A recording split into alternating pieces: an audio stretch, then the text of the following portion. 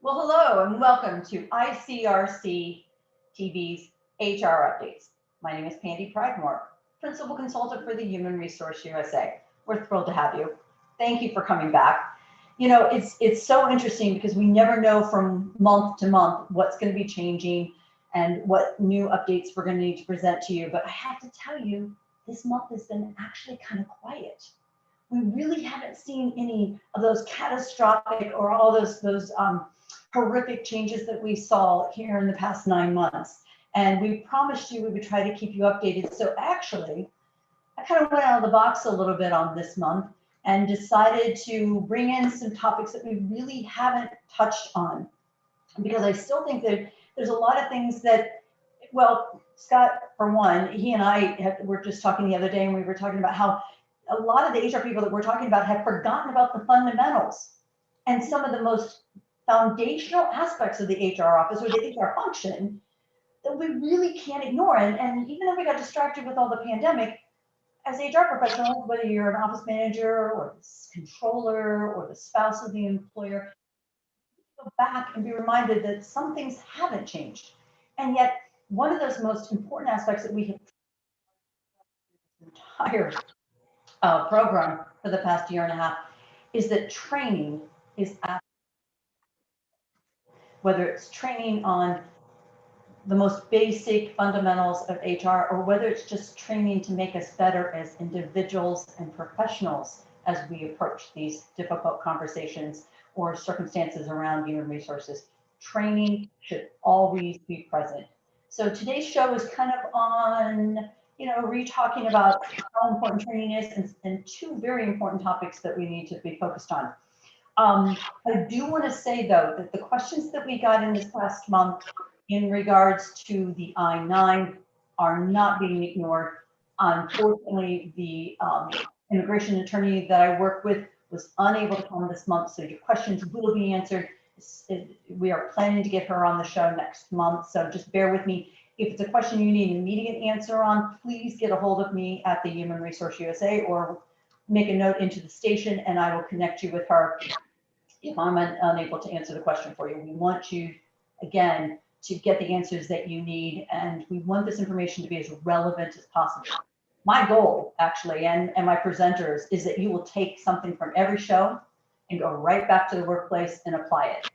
So the more you can give us in terms of feedback or what is of a concern for you or what you might need a little reassurance or maybe even affirmation on, that's what we want to hear, because this show is all about you.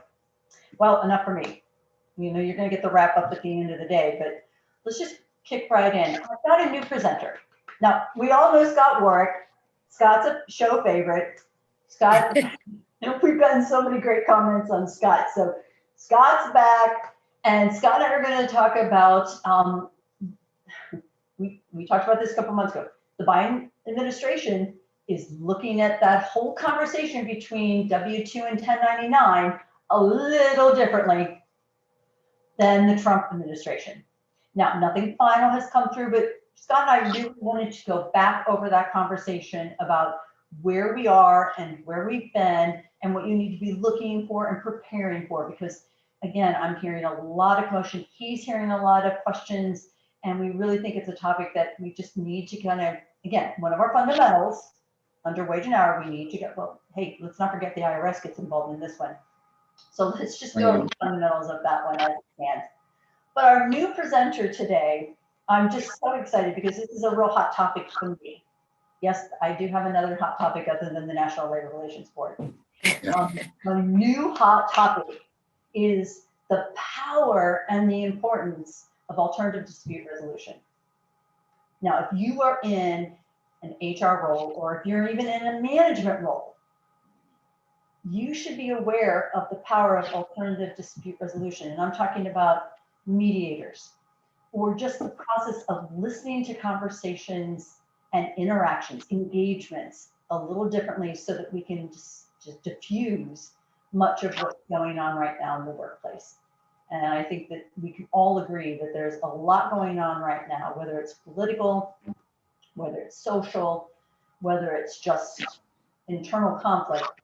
If we just were able to deal with it a little bit differently and solve it quicker, identify it as it's happening, our workplace would be a whole lot better place. And remember, culture's really important. So please welcome for me, Kathleen Carnes.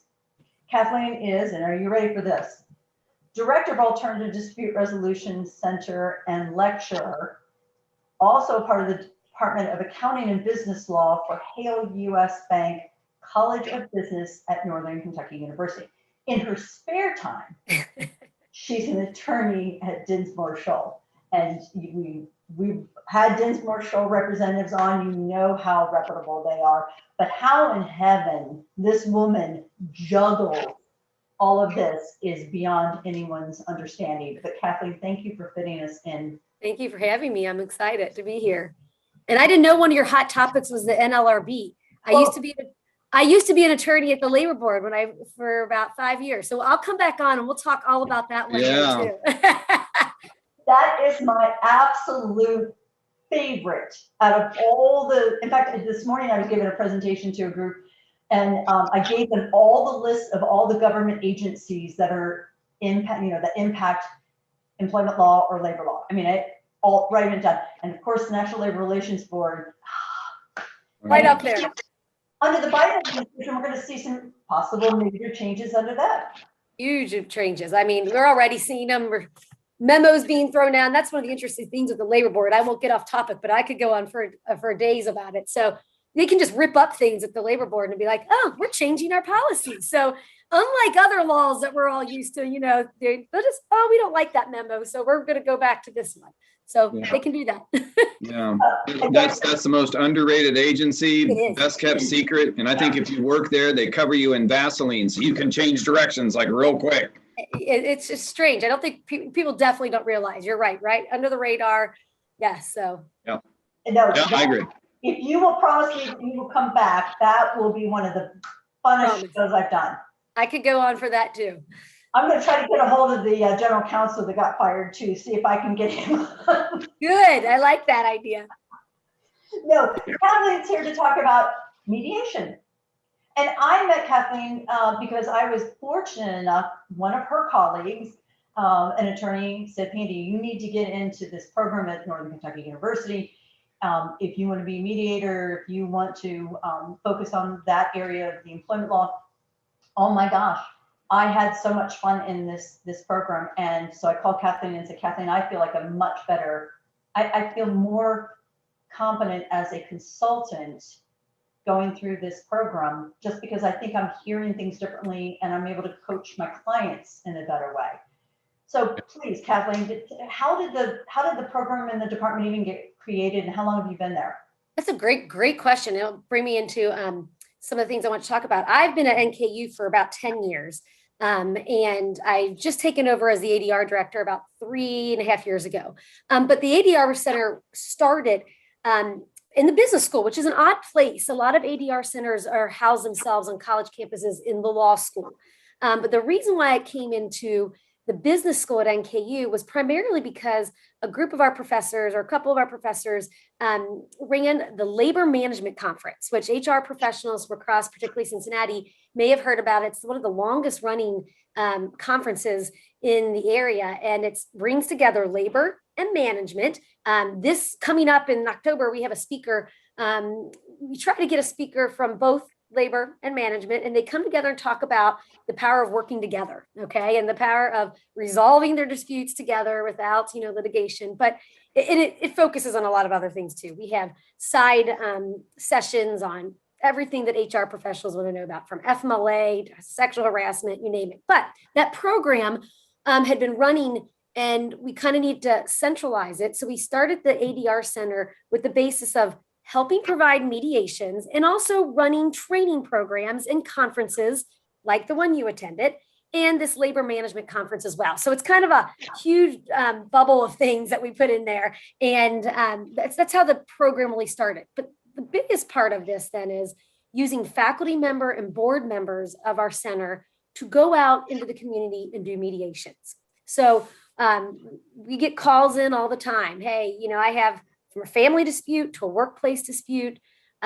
we need help. Do you have a mediator that can help us? And our mediators come, not just attorneys, although I I am an attorney. It comes from our Department of Communications, and our Department of Social Work has mediators for us, because mediations and conflict and disputes arise everywhere and in all different workplaces and with all different types of issues. So it's not just, we don't take just a legal approach to it, which is why it's in our business school.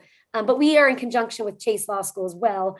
And Chase is a great partner for us in helping us do our trainings and do our conferences and et cetera. So we kind of have a large gamut of things that we do, but it goes in line with that resolving disputes in every facet, from the workplace to legal disputes. That's a course where traditionally a lot of your conflicts and start. You file a lawsuit, and if you want to go to court, if you don't want to go to court, you go to mediation to try to settle it first. But we're more than that. We're clearly more than that, which is why I think you saw the benefit of mediation in other areas.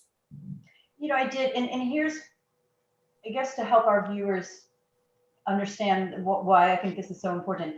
Many of you understood here in the last few years the importance of harassment training. Some states were requiring, other states were saying, we would prefer that you do this, Ohio and Kentucky being two of those states. So we started putting that into place because we were thinking proactively. And we wanted to talk about the signs to identify bullying or sexual circumstances prior to them happening. And we also wanted to establish what we would tolerate and what we wouldn't tolerate. After going through this program, I suddenly realized, oh my gosh, there's such a message here that we should be working with our supervisors and our managers about how to listen to conflicts or possibilities of conflicts. If we hear something on the news, we need to be prepared to listen for it in the workplace, or we need to see what's going on in the parking lot and make sure that it doesn't come into the workplace. Just small little things like that I thought, no, supervisors and managers need to be proactive with this mindset. And I think the mindset you're talking about is looking for, yes, identifying conflict, identifying it up front, and not letting it fester, not letting it grow, but then identifying the root of that conflict. And I think maybe I should have backed up when you asked how we start this program. The program that she was referring to was our 40-hour mediation course. And that was you were very in-depth training that you did. It was all weekends, all during the week. So, but that 40 hours, a lot of it, yes, there is some basics to understanding of traditional mediation where two parties come together and you have a third party mediator. But there's also more to it, right? And identifying interests is a big part of it. And so listening in your workplace to what these interests are. And I think if you were part of that training and you've heard, everyone has kind of the same interests. It's either an economic interest, or security. They're worried about losing their job. That goes along with economic. They're worried about their own well-being, and just a control over their life. Like they have that interest of, they want some control over their life. So all of those interests really play into all of those disputes in the workplace. So when you're seeing something in the parking lot, there's probably more to it, right? And if you've seen more, people getting angry with each other over things in the workplace, there's probably, they all have these interests that they're looking out for. So a manager, a supervisor, looking out for these interests up front and kind of thinking, hey, I wonder if I can talk to these, coworkers of mine and understand these interests and really kind of go deep into their conflict, resolve it up front. I think that's what a workplace can see this benefit. And I'll tell you, I put out an article or two about some HR departments are actually even hiring and putting on their payroll full-time mediators. Now, these are bigger companies, right? But they have one to kind of, hey, I don't want it to be my HR director possibly, because they might not look like a neutral all the time. And that could be the case, right? I don't want it to be the supervisor all the time, although supervisors and first line managers definitely have a place in this type of dispute resolution. But it could be just a neutral that, hey, I hear you two are having some problems. Let's sit down and resolve this right now and talk about it. So I see that happening. I hope it grows. And I think it could really benefit a lot of workplaces to have that up front, so it doesn't file, grievances are filed in a union setting, or, lawsuits are filed in any setting. So it really could be a benefit all the way around. Well, it was interesting. While I was doing the program, I had two different clients call and say, we just cannot figure out how to get beyond a certain point with these two employees or these two departments. Is there any chance you could come in and, listen and walk us through? And the sad part was I said, actually, no, because the owner's involved in both conversations and he writes my check. Yeah. It was so interesting how I was able to, because normally I would have said, well, sure, I'll come in there and, I'll help. No, I backed away and said, no, you know what? I can't, but I've got a couple names, fortunately, because of the program. Let's bring in somebody who can actually see above the picture. And, it's interesting because I have on numerous occasions made recommendations of this book, Crucial Conversations. Oh, yes. Yeah. Love this book, love the author. But this goes even further. This what we're talking about today is not only removing the emotion, but it's getting down to even the employees being able to identify what their concerns are so that they can speak more specifically to those without the emotion. Look, I really need, well, I'll tell you, I was in an employer meeting, and just in the 20 minutes of that meeting, the employee mentioned 3 interests off of that list of 5 that you just gave, and the employer didn't hear a single one. The employer was so focused on the infraction that the individual, brought to, force the meeting. And I said, wait, did you hear what he actually said? Yep. And that's the core of why we got to this point. So it's, this is an affordable thing too, Kathleen. This is something any employer can think about, right? Absolutely. And I think to your point, it's not going to, you can resolve conflict in a lot of ways, litigation, but to your point, you're right, I'm wrong, but that's not going to solve anything, and especially in that setting. And so the reason why you want to be able to say, hey, let's not say you're right, you're wrong. I'm going to hear you and hear what the problem is. It's just, you don't want that workplace to fester. You don't want that to grow in the workplace. And so it's so affordable to be able to, or again, it could, if you use a frontline manager, if you use your own supervisor to start this process, again, as you pointed out, maybe it's not the best thing. It's just, it can help the employees know that you're listening to, right? You are trying to understand their interests. And maybe you might not get it right the first time. I've said this a lot too. Just going down, and a trained mediator will go and say, hey, we're not looking at who's right and who's wrong. We're looking at why we have these differences of opinion. That's the first thing I think a trained mediator does. Like, we're not going to do the right and wrong. We're going to say, hey, we're going to look at a difference of opinion. We're going to recognize that we have differences of opinion. But it starts to have the company, from a business standpoint, let the employees know that they're being listened to somehow. Okay, it might not work out great at the beginning, right? We hope it will. We hope down the road, but they get that sense that, hey, I have something to express those concerns to, and I feel valued and heard. And I think that's, from an HR professional, you always want that for your employees, right? Yeah. Well, in a non-confrontational manner. I'm sorry. Yeah. Without being confrontational. I mean, Yes. That's the key. This is not meant to be confrontational. Exactly. Yeah. Right. I think, go ahead, Scott. Sorry. I was just going to say, everything you're saying is absolutely right on point, in my opinion, and according to the EEOC. Yes, they love mediation. Let me tell you right now, it is amazing to me, because I've been to so many state HR conferences, local conferences and everything. I have not heard one program anywhere. I've been to probably 7 state conferences in the last 5 years. And I will tell you right now, I didn't hear anybody really having a program on the 2016 recommendations for harassment from the EEOC. And they said lawyers do more harm than good. I agree, and I am one. Yeah, because the typical training we bring people in is that we talk about the law and the liability. No, they said, get that out of there. Talk about conflict resolution, tolerance, bystander intervention. So what you're talking about is, isn't it amazing? Listen. Yeah. Okay, and I'll tell you, I like the Crucial Conversations, but I finished a book a couple years ago. I have a hard time getting people to remember all the stuff in Crucial Conversations, so I boil it down to 3 things. EPR, empathic listening, parrot it back to make sure that you are on the same page, and then you give people rewards. I see what you're saying. but we got to find common ground. We got to find this and everything. So I'm understanding where you're coming from. Everything you're saying, and I love what you mentioned about large employers and small employers. Actually, a large employer has a lot better chance of affording the $150,000 to $200,000 to go to court. You're right. You know, a small employer break their back.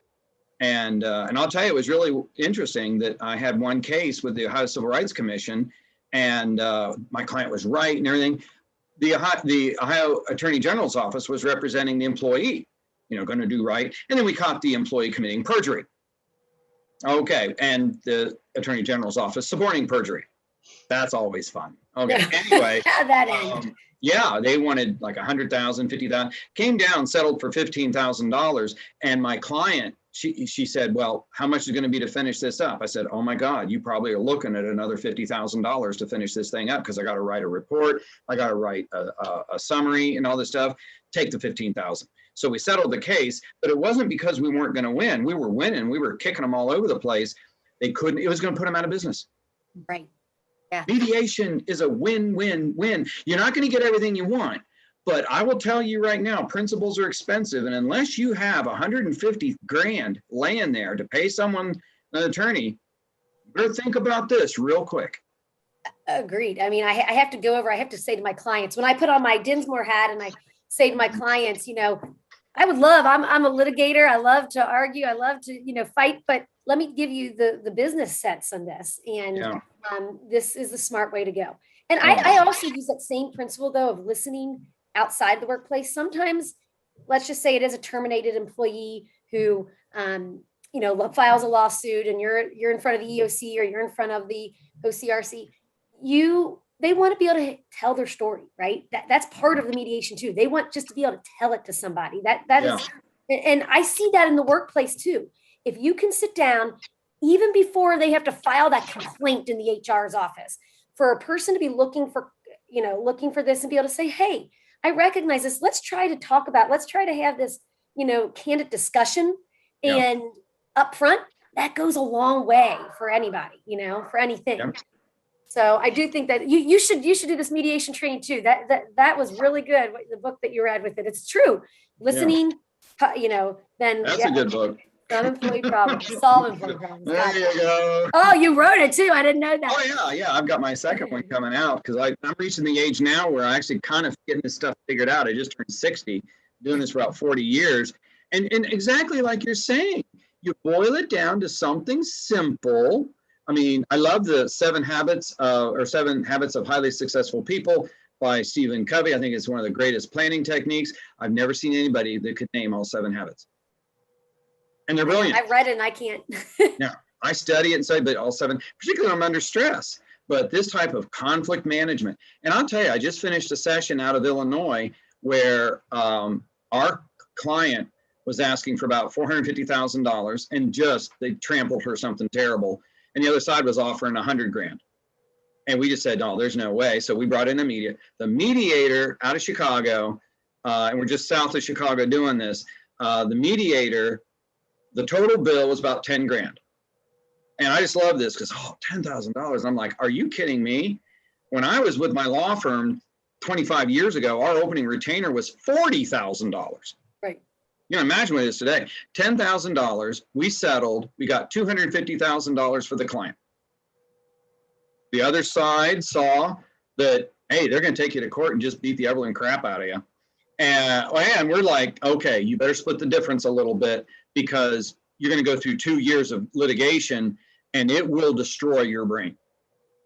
And don't even think about, well, yeah, we'll just go to the litigation. That's like saying, well, we'll just go, invade Germany. We'll just go and just fight a war. Okay. And your business will be uprooted and you won't get things done, and what could go wrong?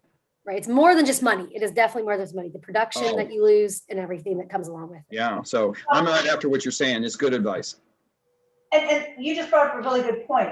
We're also taught to help them understand best case scenario, what would you, and worst case scenario, so that the parties can truly start understanding, all right, how badly can I fight and how badly should I fight on this or dig in. Yeah. He also brought up a really good point. talk about how mediators in this area charge. If an employer wanted to call you, you have a list, or let's say just an individual, does not have to be an employer. If an individual was interested in obtaining a mediator, they could call you, and how would it work? That's a great question. So they would call me and talk about, I kind of go through the issue with them, what they're experiencing, and I'd go reach out to our board members and our faculty members and ask them, basically, I think these 3 would be good mediators for you. And something with mediation, and this is, I'll kind of back up a little bit because the workplace might be a little different than a formal mediation like you just even suggested. Sometimes you can go in, again, in the workplace. It can be a very informal process with, as I mentioned, or it could be more formal, and it's confidential. A lot of mediation really stands on the confidentiality of it. Hey, why don't we talk about this as in this mediated session confidentially? Okay, that is something that a real true neutral. So I want to separate those kind of, because there could be your supervisor, like I mentioned, your first line person that's just in the conflict development and looking for resolution. Sorry for my background noise. And then but your question that you have really focuses on, hey, we're going to bring in this third outside party who wants to have a confidential mediation, calling us. We recommend 2 or 3 people. And if both parties, say, yep, this person or this one will work for us, we then work out a time and a place for them to come out to anywhere. We've done family disputes, like you've mentioned, workplace. We've done it all. We've been to libraries before, which was a neutral place for a family wanted to be in a library. So we've been all over. We can do these anywhere.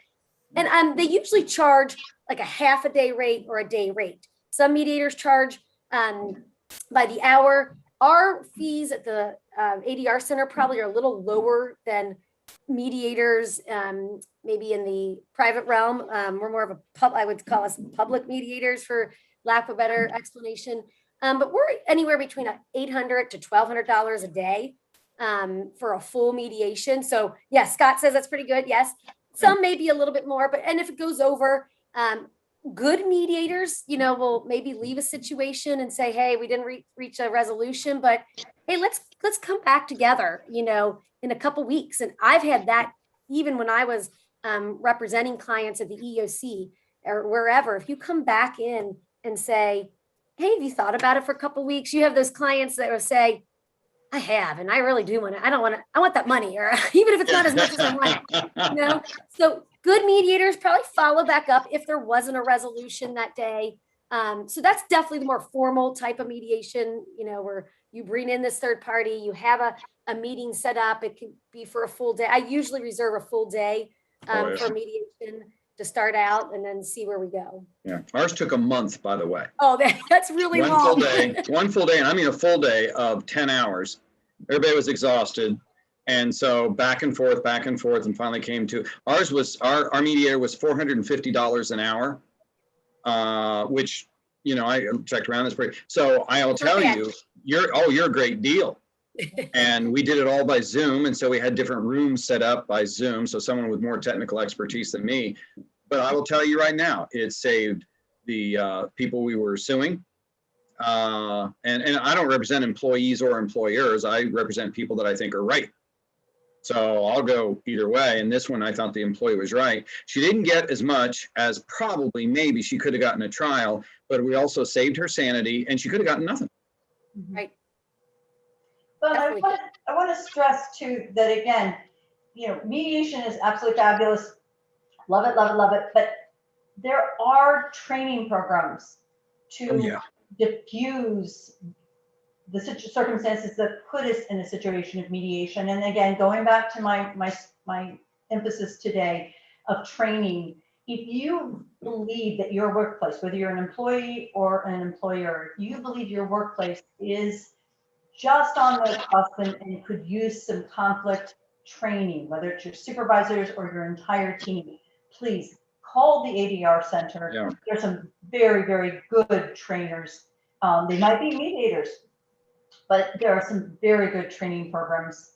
Kathleen, do you want to talk about any of that? Yeah, you mentioned also the virtual Scott. Our training program that Patty participated in was our first virtual mediation training, which I really do see, obviously, that's going to be going on for a while, COVID or not. It was a great way to have the parties, maybe not even in the same room. And in fact, I think Patty could tell you, we had presenters say, sometimes we've had clients not want to even be in the same room as these people. You know, it's such a big conflict. Oh, yeah. And therefore, virtual mediation has been great for that. But our training, so we, as I said, we kind of have these goals at the ADR Center to provide mediators, provide training, provide conferences. So we are looking at putting on more 40-hour mediation trainings in the future. We're kind of waiting to plan our next one around a family law training supplement, because family mediation is one of the toughest to do. I mean, it is one of the hardest to wrap your hands around and bring in some really difficult issues. So we're coming up here soon. We'll be doing a family law mediation. And that, again, is very specific to that topic. But then again, in the fall, I'm hoping to put on another 40-hour mediation training for just general mediation. So again, that does focus somewhat on the process, but also all these underlying interests, conflict, communication, implicit bias, all of those things that go along with, if you're a mediator, what you're going to be faced with. How many hours a week is that? So the one we just did, which we're looking to replicate, it was, gosh, you did it. We did it over a 2-week period. There was some outside reading, but we did it on a Tuesday, Thursday, Saturday, Sunday, Tuesday, Thursday, Saturday, Sunday, plus outside reading. It's intense. Most states across the country require at least a 40-hour training to be certified on certain rosters. And to not get into too much detail, in almost any state, you can walk in and hang up your shingle and say, I'm a mediator. You can. You could be, I say, my husband's a financial advisor. If he wants to be a mediator today, he could put up his shingle and say, I'm going to do that. Yeah. But to be able to get referrals from court systems in a lot of states, you need certification. And so in Kentucky specifically, you have to be certified for a 40-hour course right now. Ohio, you have to do family certification. You do not have to have general training necessarily. But in essence, if you want to be a good mediator, you should do the training, right? Yeah. I think Candy started out like that. And the other way to really get trained in mediation is shadowing. I have to say that's some of my best training I received, and it's a big part of this program, or a mediation program, is really shadowing some trained mediators. I've been lucky to have great mentors along the way to see how all these, different scenarios really play out, and to kind of go in there and learn from the best. Well, and Kathy, I don't know whether you know it or not, but I've been shadowing Jim Cruel, and I'll tell you what, oh my gosh, he is the master. And I've met some very, very intelligent and sophisticated mediators through the program, but I was blessed. You are. He's very blessed that he accepted me, and I've got like 3 hours yet I have to do with him to get my 15 hours in. But Kathleen, thank you. Oh no, anytime. My God, this is so good. Viewers, again, you can reach Kathleen at the Alternative Dispute Resolution Center at the Northern Kentucky University. Just look up they're right there on the website.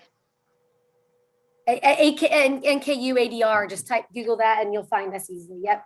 There you go. And think about it. Just go back to your workplace, or go out onto the manufacturing floor, or out into the parking lot with your drivers, and just listen. And if you think at all that this would be beneficial, please take advantage of this program, because it's absolutely phenomenal. Kathleen, thank you. Yeah. You're coming back for the NLRB. I'll do it. I'll do it. Great. All right, guys. You're all mine. Oh boy, that was really good. I mean, I'll tell you, I'm a big fan of mediation, and I don't honestly, your deals are very good. $1,200 a day. Oh my gosh, that is certainly worth it. And I tell you, people will never know what they're getting into with an EEOC charge, which they're 50,000 cases behind.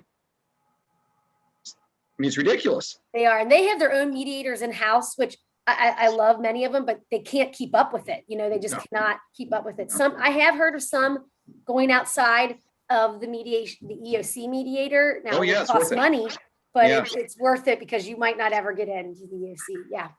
Oh yeah, it'll take you a year before they even get to you. And Ohio civil rights is so busy. I mean, just another horror stories. I was defending a case once, and everything it was a harassment case, and everything was based on, case law from the United States Supreme Court. But they're so busy. They had 240 employees 5 years ago. Today, the Ohio Civil Rights Commission has 80, and probably twice the workload. It is ridiculous. So I got somebody who 5 years ago was selling airtime at Verizon, and now she's a civil rights investigator. And she told me point blank, no, we're not going to consider the United States Supreme Court or federal cases on this because this is an Ohio case. And I'm like, well, Ohio's part of the United States. I don't know about you, but I took geography and I wasn't very darn good at it. But I know where Canada is, okay, and I know where Ohio is, and I know that the Ohio Supreme Court has ruled that Title VII cases move fluidly between state and federal law. No, we lost. We lost because this person did not know the law. So we went to a full hearing in front of the 4 commissioners, won unanimously. So that's what I'll tell you, what's that cost your client? Well, yep. Well, Yeah. I have to say that the division of wage and hour isn't much different with the cases that they're getting. And that's why we're going to talk about Wage and hour. the Wage and hour, that's more fun. Oh my gosh, that's a hairball with tweezers right there. Yeah, yeah. Let's talk about what's going on now with the classification of 1099s versus W-2s. Remember, Yep. for those of you who haven't been on earlier shows, we've been talking about how so many clients or so many companies right now are utilizing and exercising classification of 1099 independent contractors incorrectly. Yes. It's an easy mistake to make, but it's just costly. It can be devastating to a company. Oh. And so Scott and I talked about this before on the show, so we wanted to come back to it because, again, this is one of those fundamentals. And I was telling Scott on the phone the other day, I said, Scott, I actually have employers that are saying, hey, these are remote workers. So since I can't really supervise them and they're not coming back, I'm just going to transition them off the W-2 and move them to 1099. Now, the first thing I think of is, well, you just wiped out their benefits. Yeah, you did. And you just put them in a whole different category in terms of what you can expect from them. So Scott, why don't you start out with, where were we last year with the Trump administration? I mean, he was employer friendly. Yeah, absolutely. His employee, he preferences the employee. That's entirely different when we're talking about the 99s and W-2s. Yeah, and that's one of those things. And let me just sort of clarify a little bit what you're talking about. A couple things with the wage and hour claim. It's not glitzy. It's not sexy. A few years ago, Walmart was ordered to pay $100 million on its wage and hour claims. Now, if you're Walmart, you just write a check or look in the couch or something like this. You just got that kind of cash laying around. Didn't even make the front page. But when the president has a sexual harassment issue and lies to Congress, you get impeached. Okay, so that gets attention. Oh, that gets the front page when there's a sexual harassment thing and everything. And when Andrew Cuomo is just accused of things, makes the front page. I will tell you, wage and hour is not sexy, it's not glitzy, but I'll tell you, I had a friend that had a great wage and hour case, fantastic. And this is one of those things that slivers around in the grass there. You don't know it's there because you just do. Oh, this is easy. It's like cheating on your expense report. What the heck? Okay, so you do it.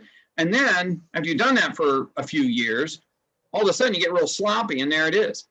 But let me tell you, independent contractors in particular, it's easy to do. Now, let's talk about what the law says, okay? And I always love this when I talk to clients and they think they've got this great idea that nobody ever thought of.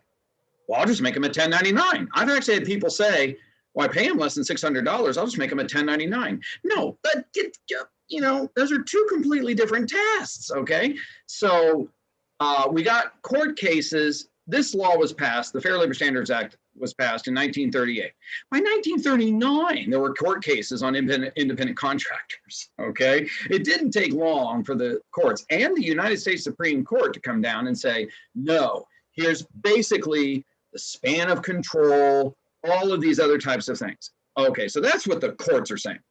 Now you get into politics. And this changes by the way that the wind changes. So and I don't think it's any political secret that Republicans tend to be more pro-management, Democrats tend to be more pro-labor. That's just sort of the division there. So you will see tweaks in these things, and sure enough, just with the Trump administration, like you did with every other Republican administration, you saw that needle, go to the right. Okay, you look these tests that are applied by wage and hour, and understand you don't have to pass a law. These are the regulations, or these are just the executive orders from the president. The president can order the Division of Wage and Hour to look at this test more strictly or more loosely.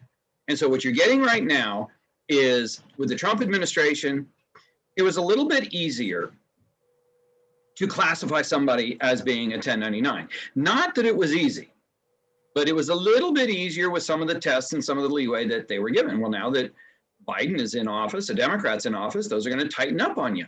But the bottom line is you better look at what the courts are saying and look at what the real span of control is and things like this, and never use an independent contractor, an individual, without using an independent contractor contract. Great. Every single time. And I've got one that I use with my clients, and it is, okay, who's going to supply the benefits? Well, you are. What about workers' comp? What about unemployment? They verify all this stuff, and that I want the independent contractor to give me a bill.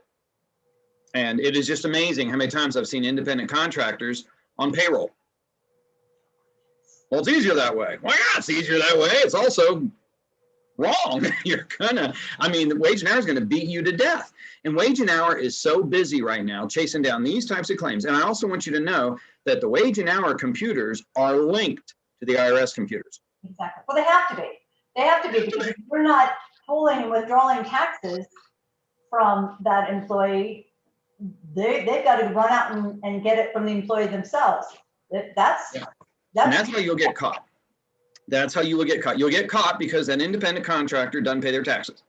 Then they're going to come after you. Or, and I'll tell you, this happens all the time. Employers also need to really think about how they coach, how they deal with conflict, just like we were talking, first part, and then how you document, warn, and fire. Okay, so let's say you got an employer, and I just had this where I actually represented the employee, and I just took it pro bono because she worked for this really scuzzy employer, and just got mad with her one day and just got rid of her for terrible reasons. They were legal reasons, but it doesn't mean that they're right. Okay, so I said, well, basically he got rid of you for a legal reason. But why don't you tell me a little more about your status as you're the only real office person and you're exempt? Why don't you tell me about that? Well, once I started calculating up, there's no way in the world that this person was exempt, because actually somebody's got to do the work. And she wouldn't pass the test under Trump or Biden. Mm-hmm. No way in the world. I mean, somebody's got to do the work. Everybody can't be exempt. And so I did the calculations. I said, well, I can tell you right now, you do what you want, but if you call wage and hour on this type of thing, they will tell you to get a lawyer. And the reason they do that is they're so busy with the independent contract, they're too busy with everything else. They're only handling class actions and these other types of things. However, attorneys' fees in wage and hour claims are mandatory. You might get them with some other claims. No, these are mandatory. You have to pay them. So you'll pay your attorney, their attorney, and I calculated her damages up for just the last 18 months to be about $38,000. And let me tell you, these bite. So if you have an independent contractor and they're working overtime, not only do you have the back taxes and all this other kind of stuff to pay, but you owe them overtime. Okay, so wage and hour, you go back, it's time and a half. So, let's say that you work 50 hours a week. That's 10 hours a week. Overtime. So that's really 15 hours a week. And they can go back 2 years. So that's like 100 weeks. So you're at 150 hours. Okay. So it gets up there real quick. So you think, okay, how much is that across somebody that's making $20 an hour? Okay, well, that's $20 times 150 hours, to start doing the math. And then you also get liquidated damages, because we don't know what you would have done with that money. I mean, you might have bought Zoom stock, okay? Or you might have bought Amazon, or maybe you bought something else. We don't know. So we're just going to double your damages. Well, and let me play off of that, because the last wage and hour audit that I got called in on, the employee had contacted the Division of Wage and Hour himself, said, I don't think I've been paid correctly. I've been working all these hours. I get no benefits. They sent in a letter. The company called me and said, hey, can you come in here and help us with this? And it was so blatant. So they hit some of your exact mistakes. They were paying all these gentlemen, there were like 42 or 44 of them, all being paid as 1099. They were running them through the payroll system, because the payroll system told them, well, we can run your 1099s. But with that, so they were not getting invoices from any of them. Oh my God. They had them on a contract saying we're not going to, pay you any benefits or anything, but they obviously weren't covering any workers' comp. So workers' comp jumped in and said, oh, well, here's all the back workers' comp you owe us. Oh, yeah. Then the employee said, well, what about the 401k? Because I never got offered the 401k. So they came in and did an analysis of what all those 44 people would have done if they had invested at the time of eligibility. Right. And calculated all of that. Then they had, as you said, the taxes, and then they had the fees for not doing it on top of the taxes. So gosh, that it put them out of business. It put the company out of business, even though they went back and interviewed ex-terminated employees as well. So to your point, they go back 2 years. I think this one went back 3 years. Yeah. And my gosh, they said, even though we're paying almost pennies on the dollar, we can't go any further. And the business went out because someone made a mistake and thought that these people, hey, and let me say, you're right. Something that you and I need to really stress here is this is not the employee, this is not the individual's choice. They don't get to look at you, employer, and say, well, I'm going to be paid as a 1099. No. That doesn't hold water. No. They don't get to choose. If you let them tell you how they want to be paid, then they're not going to pay all the fees. No, you can't delegate that away. It's your responsibility. You're the employer. Yes. You're supposed to know. You are, and so if you don't know the guidelines and the rules for all of this, and let's back up. When Scott talks about exempt status, there are very specific classifications of exempt, professional, executive, administrative, and that one is very poorly used. Oh, yeah. Computer, sales. So there are very specific classifications, and each have very specific guidelines underneath by which, and in the old rules of, well, as long as they manage 2 people or as long as they have a college education, that doesn't work anymore, guys. This stuff has been tweaked and polished. Yeah. Let me go back to another phrase that Scott and I have said over and over again. Look, it's going to be very, very difficult, and very few of your people are actually going to be classified as exempt. Right. It is going to be harder, because what does the government want? The government wants those taxes, and the government also wants people to be able to unionize. And if you start classifying a bunch of people as management and supervisors, that may be putting them in a sector or in a classification that prevents them from unionizing. And that's not where the Biden administration is, guys. No. And we went through this with Obama. And again, this is not a political thing. It's just the way it is.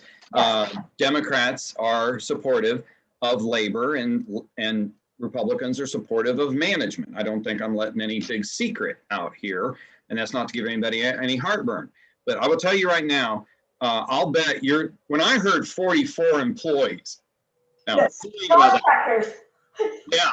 when I heard 44, and I'm like, oh, cha-ching. I had one client, and at a minimum, with no doubling of damages, none, because that would have made it $76,000. Okay, with one at absolutely what is owed to her, 38,000, multiply that by 40 friends, and then double it, and then look at the fees and everything like this. I just got, for one of my clients, over $250,000, out of Illinois, south of Chicago. So it's cost of living is not Chicago and everything. That was sexual harassment. Everybody goes, you wish it was a sexual harassment case. You pray that it was a racial harassment case or a religious harassment, or somebody's picking on the old folks. You wish it was that, but that's what gets our attention, doesn't it? It's kind of funny. I've got a full day of training coming up in a couple of weeks, full day webinar of, oh no, it's wage and hour. I can't wait. Yeah, I can't wait. The timing is perfect. We get started at 9 and go till 4:15 in the afternoon. And I will tell you right now, hang on to your butt, because there is a lot of stuff. And we will only get the nerdiest HR people to come to that. Okay? But these are the ones that'll save your neck. And I'll tell you, I heard this from CEOs or whatever. I don't want to spend the attorney's fees. Oh my gosh, you're kidding me. You have no idea what you're dealing with here.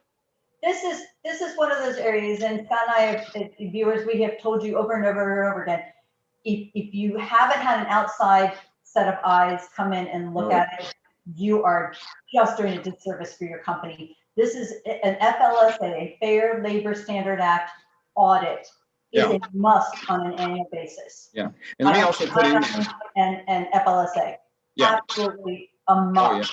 And understand, Fair Labor Standards Act and FMLA are both administered by wage and hour. And I'll tell you, it's really interesting. Well, we'll just declare bankruptcy. No, you don't understand. If you read it, okay, you would see that it has personal liability. This your company? Well, yeah, but we're incorporated. Not against this, you're not, okay? The Fair Labor Standards Act or wage and hour and FMLA goes through corporate veils like a gorilla through walls. I mean, and it's like, well, my lawyer said, you talk to a corporation lawyer, you talk to a corporate attorney, you didn't talk to an employment attorney. Right. I mean, if it was me on the plaintiff side, I'd take your house. I would drain your retirement. No, don't mess with us. You will live to regret it. And I see this most come up when we fired somebody who deserved to be fired, and then they start checking their status. Oh, and another thing to think about, you misclassify somebody, and you're right, this is the most anal retentive law ever, anywhere. In our Sixth Circuit, Ohio, Kentucky, Tennessee, and Michigan, well, they're 1099 or exempt, either one. You haven't been keeping track of their records, their hours. So what does our circuit say? Our circuit says, well, we're going to turn to the employee and ask them how many hours you worked, and we're going to take their word for it. Exactly. And here's the secret. People lie. And let's be remembered too, this means employers or employees, there are no working interviews. So don't think that you can bring somebody on as a 1099 just to see if they work. Guys, that's what the 90-day introductory period's for. And if you're not exercising that as a policy in your company, you need to implement that now. Yeah. 90-day introductory period to, again, see if it works out and it's the right fit. Don't put them on a 1099. Remember, 1099s are not covered under your workers' comp. Now, if workers' comp here in Ohio, if they find out you've got 1099s, they will go ahead and charge you workers' comp on them with the suspicion that they're misqualified or misclassified. You're hitting it on the head. The presumption under the law for every aspect of the presumption is their employees. You have to overcome that presumption. Yes. So be prepared. You've got to absolutely make sure that these people are truly classified correctly. And it's not something that the employee can dictate. It just amazes me how many, especially truck drivers. Oh my gosh. You know, some of these construction guys, well, I have my own business. Just because you go get an LLC, just because you have a magnet on your truck and a business card does not make you an actual business. Yeah. So, and remember, these show up on your 5500s, business owners. So that it's not a secret. The IRS will know that you're paying somebody under the table or through a 1099 by your 5,500. So it's not something to take lightly. Yeah, because we're assuming it wasn't intentional. We're assuming it's not fraud. And so we're just assuming you made an honest mistake. But when you're handing somebody a bag of money under the table, and how would they find out? Because when you get somebody and you start to question them, nobody wants to go to jail. Exactly. And remember too, here in the state of Ohio and Kentucky, you have to report new hires even if they are 1099s. Now there's a threshold there by which you don't have to, but again, when you're hiring them as a 1099, you're really not sure what that wage is going to be at the end of the year, what revenue they're going to be generating. So it is best to just go ahead and report them. But then again, yeah, you don't report them, that's a fine. If you do report them, you got to make sure that they're actually accurate, and that contract agreement also should be partnered with a statement of work. So that contractor agreement is the overall blanket of your relationship with the individual, but a statement of work can be specific to the project that you have that individual working on if they are a true business. So, and that is a legal document if the individual is classified correctly. If the individual is not classified correctly, that's not worth the paper it's written on. Right. The federal law overrules your contractor agreement, no matter who wrote it.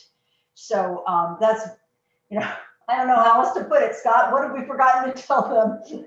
Oh, the bottom line is, it's really funny because so many of my clients, I've got clients that range anywhere from 10 employees to 50,000. It's a lot easier, I'll tell you, in a lot of ways to run a 50,000 employee organization, because I would just kick this over to legal. I would just kick this. But let's say you got 50 employees. Okay, and let's say you are a plumbing company. Okay, I was a great plumber. I started this company. You started delegating away things from the beginning, payroll. You started delegating away, your accounts payable or something. You started delegating this to maybe outside agencies or inside your company, something like this. We are talking right now, employment and labor law. So anybody who ever drove by a business, listen to what I'm telling you. This is the busiest area of the law. Mm-hmm.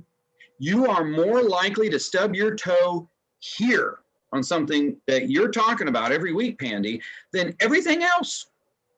This is it. We are busier than family law. We're busier than anything right now. And if you don't call up an attorney, an HR person, and get some advice, you will regret it. Because honestly, one of your employees, they could go to the bathroom, okay, sneak in there, close the stall tight, and they can report you. No evidence or information or paperwork has to be done. This is a simple phone call, folks. You don't have to have any proof. Second of all, I want to challenge every one of you, because if you are allowing your supervisors or management to make these decisions on compensation and classifications, make sure they're trained correctly on FLSA. Get that audit done. If you've got administrative personnel, the other individuals that I see misclassified are accounts payable, accounts receivable, bookkeepers. Again, very, very specific marketing people. Marketing people misclassified quite a bit, even office managers. This is all really, really common, so don't feel like we're picking on anybody. This is very, very common stuff, but as Scott has said, extremely costly. Yes, for sure. Thank you so much for it's so easy to talk with you. I mean, again, the conversations just flow, and what I really love about it is it's all coming from straight experience. Oh, we've both been around long enough to see some real horror shows. Okay. We have, and it just gets more fun. That's why we stay in it. That's why we're passionate. Kathleen, again, passionate about what she does, and we are definitely going to have her back. Yeah. My name is Candy Pridemore, Principal Consultant with Human Resource USA, and now a mediator. So thank you for joining us this month's HR updates. We hope to see you again. Please take care. Thanks.